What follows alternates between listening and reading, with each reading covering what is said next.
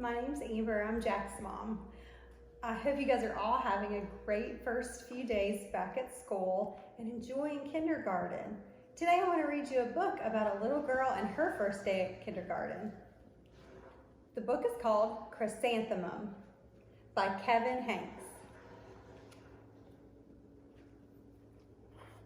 The day she was born was the happiest day in her parents' lives. "She's perfect," said her mother. "Absolutely," said her father. And she was. She was absolutely perfect.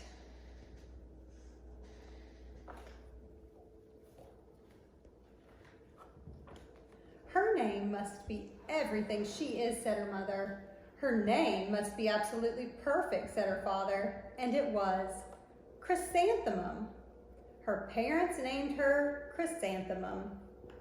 Chrysanthemum grew and grew and grew, and when she was old enough to appreciate it, Chrysanthemum loved her name.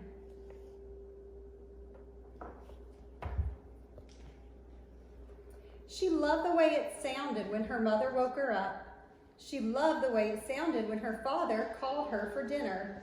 And she loved the way it sounded when she whispered it to herself in the bathroom mirror. Chrysanthemum, chrysanthemum, chrysanthemum. Chrysanthemum loved the way her name looked when it was written with ink on an envelope. She loved the way it looked when it was written with icing on her birthday cake.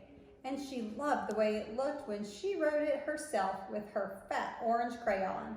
Chrysanthemum, chrysanthemum, chrysanthemum.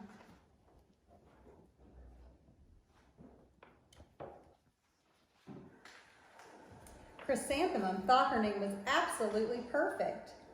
And then she started school. On the first day, Chrysanthemum wore her sunniest dress and her brightest smile.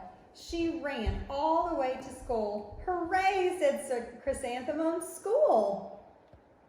But when Mrs. Chudd took roll call, everyone giggled upon hearing Chrysanthemum's name.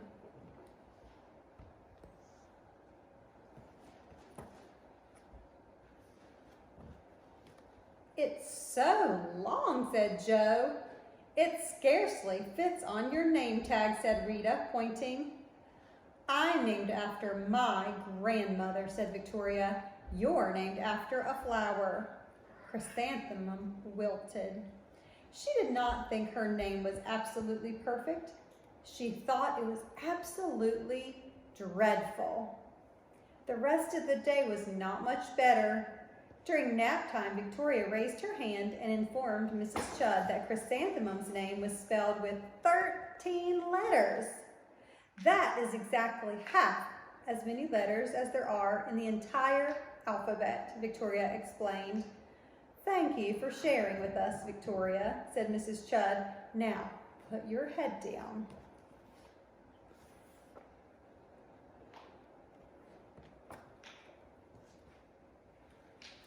"If I had a name like yours, I'd change it," Victoria said. As the students lined up to go home, "I wish I could go," thought Chrysanthemum miserably. "Welcome home," said her mother. "Welcome home," said her father. "School is no place for me," said Chrysanthemum. "My name is too long. It scarcely fits on my name tag, and I'm named after a flower." "Oh, pish," said her mother. "Your name is beautiful and precious and priceless and fascinating and winsome," said her father. "It's everything that you are," said her mother. "Absolutely perfect," said father.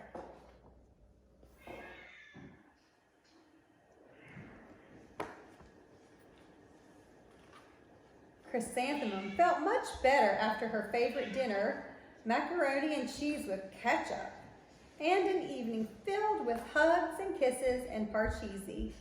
That night, Chrysanthemum dreamed that her name was Jane. It was an extremely pleasant dream.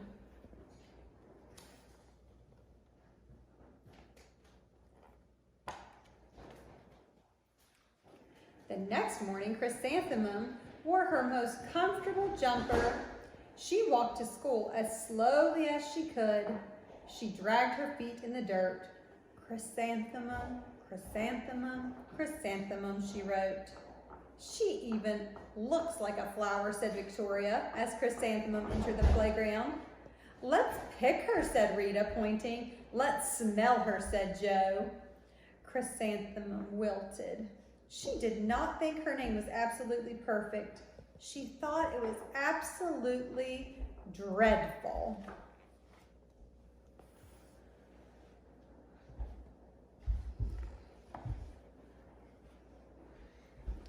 The rest of the day was not much better. During nap time, Victoria raised her hand and said, "A chrysanthemum is a flower. It lives in a garden with worms and other dirty things." "Thank you for sharing that with us, Victoria," said Mrs. Chubb. "Now, put your head down." "I just cannot believe your name," Victoria said as the students lined up to go home. "Neither can I," thought Chrysanthemum miserably.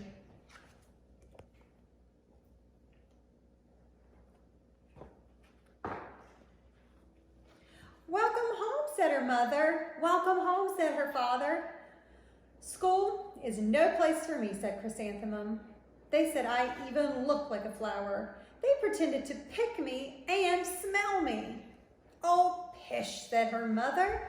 "They're just jealous and envious and begrudging and discontented and jaundiced," said her father. "Who wouldn't be jealous of a name like yours?" said her mother. "After all, it's absolutely perfect," said her father.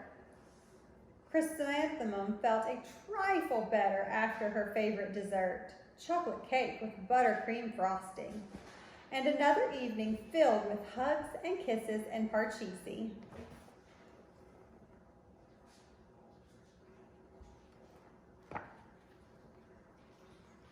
That night, Chrysanthemum dreamed that she really was a chrysanthemum. She sprouted leaves and petals. Victoria picked her and plucked the leaves and petals one by one until there was nothing left but a scrawny stem. It was the worst nightmare of Chrysanthemum's life. Chrysanthemum wore her outfit with 7 pockets the next morning. She loaded the pockets with her most prized possessions and good luck charms.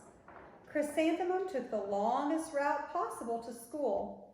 She stopped and stared at each and every flower. "Chrysanthemum, chrysanthemum, chrysanthemum," the flowers seemed to say.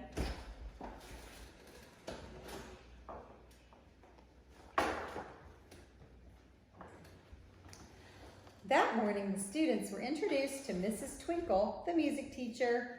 Her voice was like something out of a dream, as was everything else about her. The students were speechless. They thought Mrs. Twinkle was an indescribable wonder. They went out of their way to make a nice impression. Mrs. Twinkle led the students in scales. Then she assigned roles for the class musical.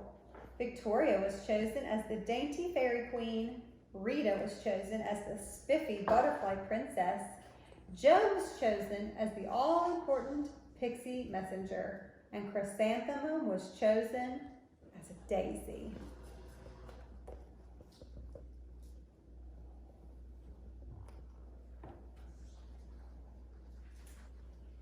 "Chrysanthemum's a daisy, chrysanthemum's a daisy," Joe, Rita, and Victoria chanted, thinking it was wildly funny. Chrysanthemum wilted. She did not think her name was absolutely perfect. She thought it was absolutely dreadful. "What's so humorous?" asked Mrs. Twinkle. "Chrysanthemum," was the answer. "Her name is so long," said Joe. "It scarcely fits on her name tag," said Rita, pointing. "I'm named after my grandmother," said Victoria. "She's named after a flower."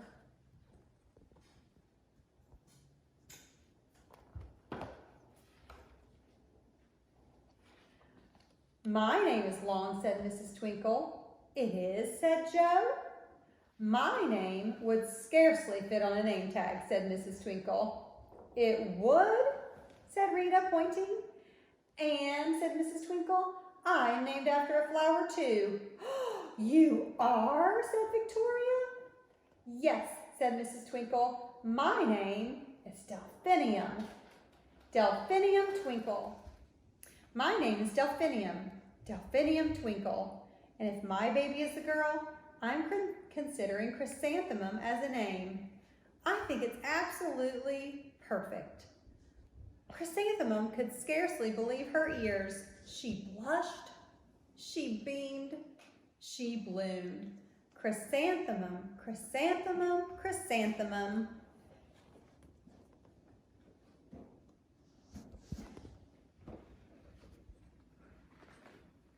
Joe, Rita, and Victoria looked at Chrysanthemum longingly. Call me Marigold, said Joe. I'm Carnation, said Rita, pointing. My name is Lily of the Valley, said Victoria. Chrysanthemum did not think her name was absolutely perfect. She knew it.